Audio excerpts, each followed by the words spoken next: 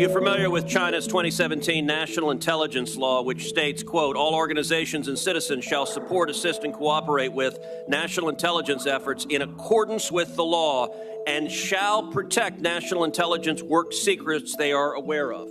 You are owned by a Chinese communist company or a company based in China.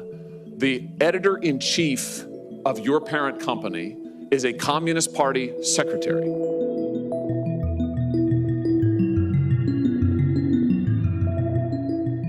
ByteDance has 5 board members. 3 of them are American. Now, TikTok itself is not available in mainland China. We're headquartered in Los Angeles and in Singapore, and we have 7,000 employees in the US today. Still, we have heard important concerns about the potential for unwanted foreign access to US data and potential manipulation of the TikTok US ecosystem.